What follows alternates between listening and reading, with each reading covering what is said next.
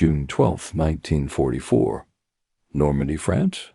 Obergefreiter Hans Weber crouched in a shattered farmhouse as American shells walked closer with each volley. Through the smoke and debris, he heard it not the scream of artillery, but something else. The deep, mechanical rumble of engines. Hundreds of them. Thousands. An endless chorus that seemed to rise from the earth itself. Weber had been told American factories were inefficient, their workers lazy, their machinery crude.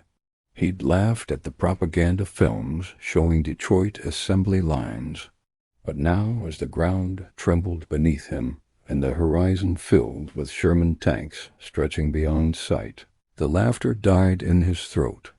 In that moment, surrounded and outgunned, he understood a truth the Reich had refused to accept. This wasn't a war anymore.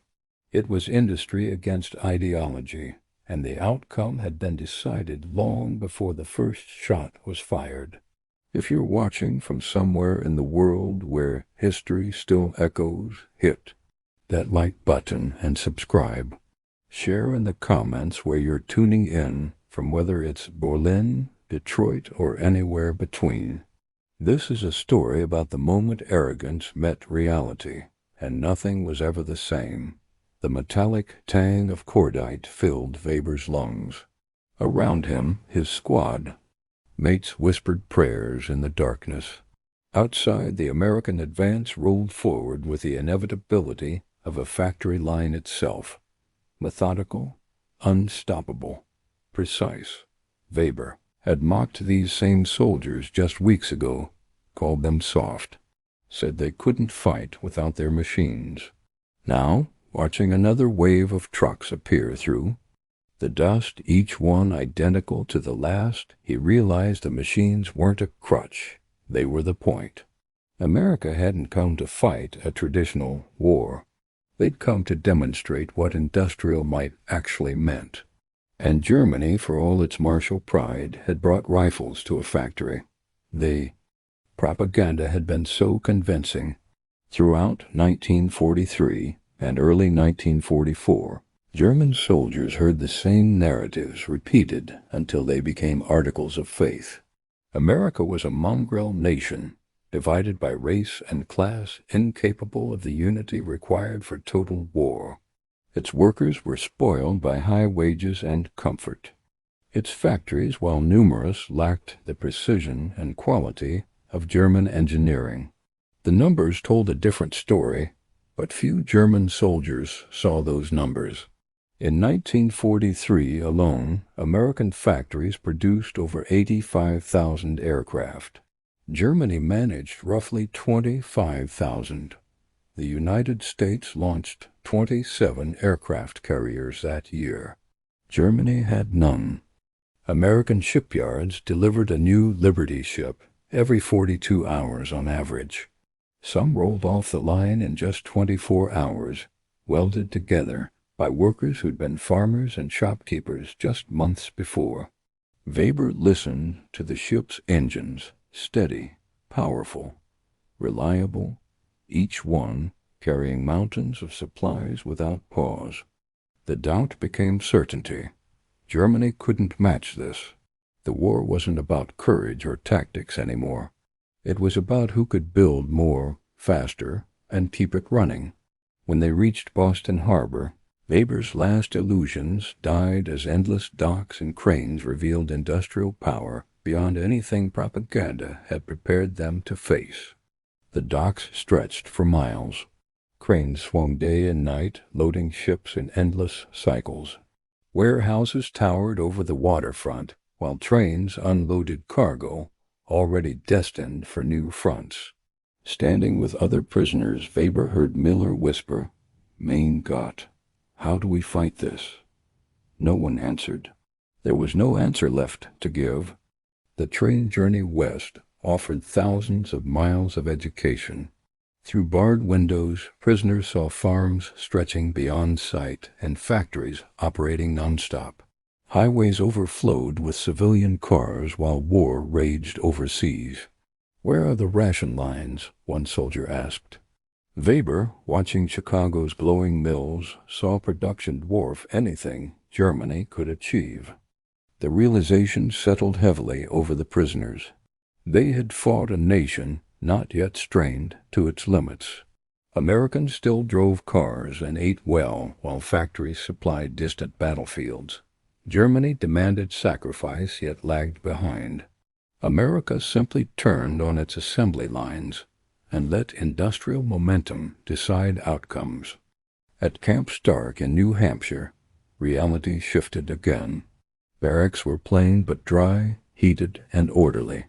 Mattresses softened bunks, latrines remained clean, and routine replaced chaos. After years of field hardship, the camp seemed strangely comfortable, revealing contrasts Weber never expected captivity would bring. Meals finally broke lingering resistance. Breakfast offered eggs, bacon, toast, and real coffee. Lunch and dinner brought soup, meat, vegetables, even dessert. Portions exceeded peacetime expectations. Weber gained 15 pounds within months, as did many prisoners, and wondered how a wartime nation could feed enemies better than families at home. The answer surrounded him. American agriculture, mechanized beyond Germany's reach, produced enormous surplus. Tractors and combines replaced manual labor, feeding allies and prisoners alike. Efficiency mocked ideology. Work assignments soon followed, sending prisoners to farms and camps where labor was demanding yet orderly, paid modest wages, and granted structured routine. Weber worked on a New Hampshire farm under Johnston, a stern but fair farmer who trusted him with machinery and responsibilities without threats. One afternoon, Johnston asked, "You fight in France?" Weber nodded. Johnston shrugged. "Tough business. But you're here now. Might as well make the best of it." That was all. No speeches about democracy. No propaganda lectures. Just a simple acknowledgement of reality and a focus on the work at hand. It was so fundamentally American that Weber almost laughed. In Germany, everything was ideology. Here, ideology took a back seat to getting things done. The cultural awakening came slowly, then all at once. Camp authorities allowed newspapers, censored but current. The prisoners read about D-Day's success, about American forces advancing through France. They read casualty figures and were stunned by how honestly America reported its losses. German propaganda would have hidden such numbers or spun them as victories. Libraries appeared. Books in German, carefully selected but surprisingly diverse.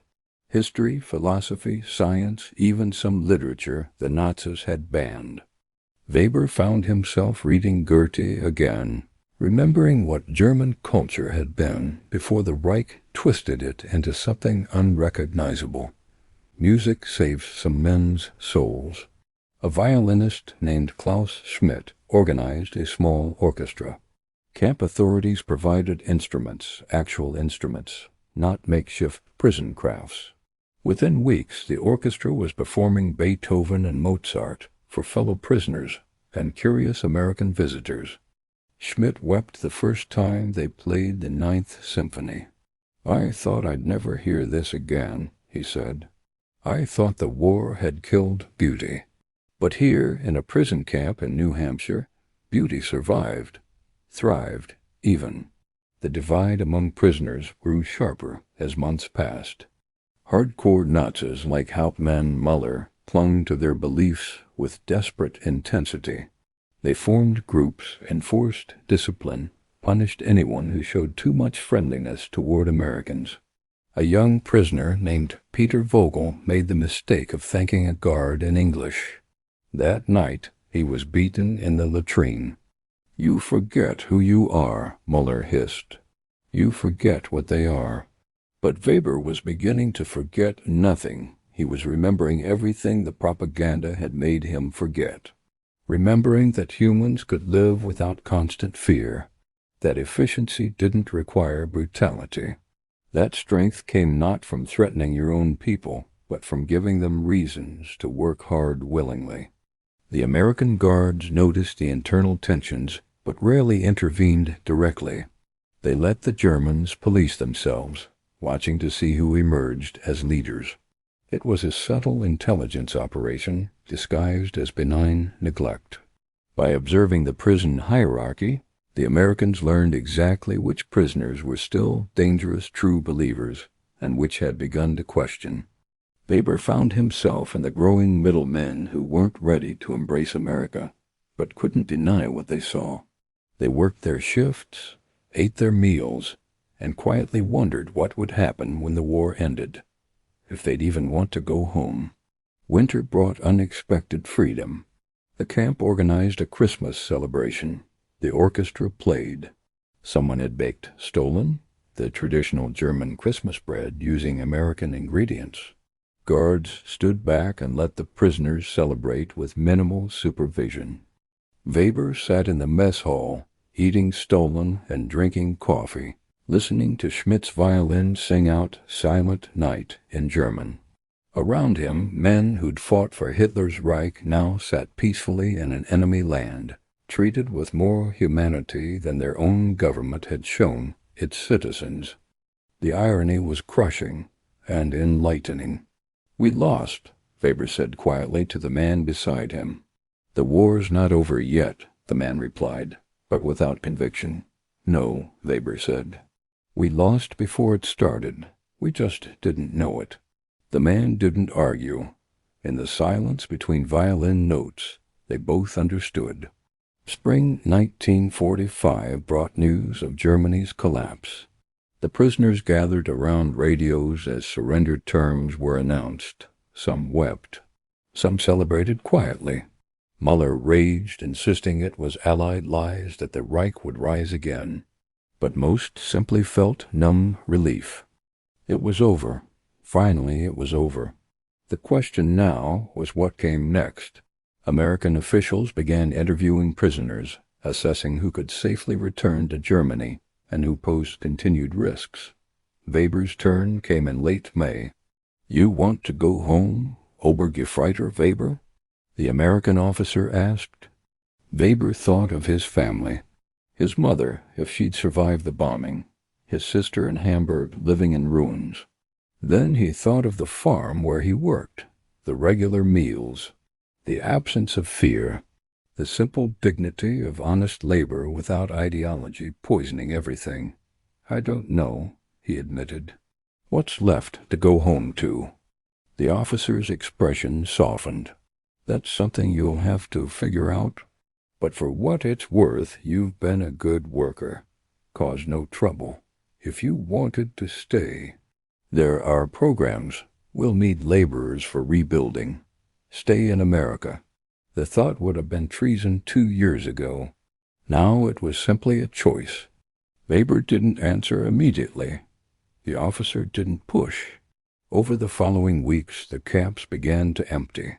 The first groups returned to Germany, to a shattered homeland under Allied occupation. Letters trickled back describing cities reduced to rubble, population starving, a nation broken in body and spirit. The contrast with what the prisoners had experienced in America couldn't have been sharper. Some prisoners chose to stay. Not all, but enough to notice. Men who'd fought against America now filed papers to remain, to become immigrants in the land they'd once mocked. They saw opportunity where they'd expected only imprisonment. They'd found unexpected fairness where they'd been promised cruelty. Weber made his choice in July. He would return to Germany, but only to find his family and help them emigrate. He'd seen what a nation built on opportunity rather than ideology could achieve. He'd seen workers treated with respect instead of terror. He'd seen a system that didn't need to force loyalty because it earned it through simple competence. He wanted that for his future, for any children he might have.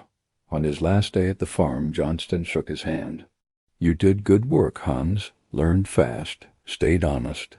The farmer paused. "You come back someday. There might be a place for you here." Weber nodded, not trusting himself to speak. 3 years ago, he'd have shot this man without hesitation. Now he called him something close to a friend. The final journey back to Europe was somber. The prisoners stood at the ship's rail, watching America recede into the distance. No one mocked anymore. No one laughed about American softness or inefficiency. They'd seen the truth, lived it, been changed by it. "I told my wife everything," one man said quietly. "About the food, the work, how they treated us. She didn't believe me. Said it must be propaganda we were forced to write." Weber understood. How could anyone back home believe it? They'd been taught for years that America was weak, corrupt, decadent. To accept the truth meant accepting that everything else had been a lie, that their sacrifice, their suffering, their loyalty to the Reich, all of it had been in service of a delusion. That was perhaps the prisoners' final gift from America. Not the meals or the music or the decent treatment, but the burden of truth, the knowledge that they'd fought for a lie against a nation that, for all its flaws, had built something real, something that worked. As Germany's coastline appeared, Weber thought about the factories he'd seen in Detroit and Chicago, the farms in New Hampshire, the simple efficiency of a system that valued results over ideology. He thought about Johnston's handshake and Schmidt's violin and the quiet dignity of work without fear. Then he thought about rebuilding, about Germany's future, about whether his broken homeland could learn from its enemies what it had refused to learn from its friends. The answer would take decades to emerge, but the question itself was progress. You couldn't ask how to rebuild until you admitted you'd built wrong the first place. The ship docked in Bremerhaven on a gray morning in August 1945. The Germany Weber returned to was unrecognizable. Cities reduced to skeletons, populations hollow-eyed with hunger, an economy that had collapsed so completely that cigarettes served as currency. This was the mighty Reich that was supposed to last 1,000 years. It had lasted 12 and died choking on its own propaganda. Weber stood on the dock, seeing his homeland with new eyes, eyes that had watched American assembly lines, that had eaten from American abundance, that had learned what strength actually looked like when it wasn't built on terror and lies. The other returning prisoners dispersed into the ruins, each carrying their own stories, stories that would be told in whispers at first, then louder as the years passed. Stories about prison camps where the food was good and the guards weren't cruel, about a nation so wealthy it could afford to treat its enemies with dignity, about factories that ran day and night while American families still lived in comfort. These stories would become part of Germany's awakening, part of its long, painful recognition that the ideology it had embraced had led only to destruction, that the enemies it had mocked had been stronger not despite their values, but because of them. Weber never forgot the sound of those engines in Normandy, the endless mechanical rumble that had announced not just an army but an industrial civilization at war. He'd mocked those engines once, called them a crutch for soldiers too weak to fight like real warriors. Now he understood they were something else entirely. They were the sound of a nation that had mastered the art of building, that had learned to organize human effort on a scale Germany never achieved, that had proven ideology meant nothing against the simple power of competence, resources, and will. In the years that followed, as Germany rebuilt under Allied guidance, Weber watched his country transform, watched it adopt some of those same principles: democracy, market efficiency, respect for individual rights. Watched it become prosperous again, but differently, without the swagger and cruelty, with the quiet competence that would have felt familiar to Farmer Johnston. He never made it back to New Hampshire. Family obligations kept him in Germany, but he carried that experience with him, used it to teach his children about the cost of arrogance, about the difference between strength and brutality, about how sometimes your enemies teach you more than your friends ever could. Sometimes in quiet moments he would remember that first chocolate bar, the American corporal's grin, the infinite line of trucks stretching into the distance, and he would think about laughter, how it had died in his throat that day in Normandy when he finally understood what he was facing. True strength doesn't need to boast, doesn't need to threaten, doesn't need endless propaganda to convince people of what they can see with their own eyes. True strength simply builds, produces, delivers, and lets the results speak for themselves. That was America's lesson to Hans Weber and thousands like him. A lesson learned in prison camps that felt more humane than their own barracks. A lesson that would echo through generations. A lesson that changed not just individual soldiers, but helped change a nation. They came as prisoners, mocking and arrogant. They left humbled, educated, and forever altered. Not by cruelty or propaganda or force, but by the simple, devastating power of a system that worked, that fed its people, that built without breaking itself, that proved strength and decency weren't opposites, but partners. In the end, that lesson did more to win the peace than any army had done to win the war. And in the quiet reconstruction of a shattered Germany, in the prosperity that would eventually emerge from the ruins, that lesson bore fruit neither the prisoners nor their captors could have imagined when the first of them stepped off those boats in Boston Harbor, expecting brutality and finding something far more dangerous to their worldview: simple, undeniable competence. The laughter had stopped, the learning had begun, and history, patient teacher that it is, had offered its truth to anyone willing to finally hear it.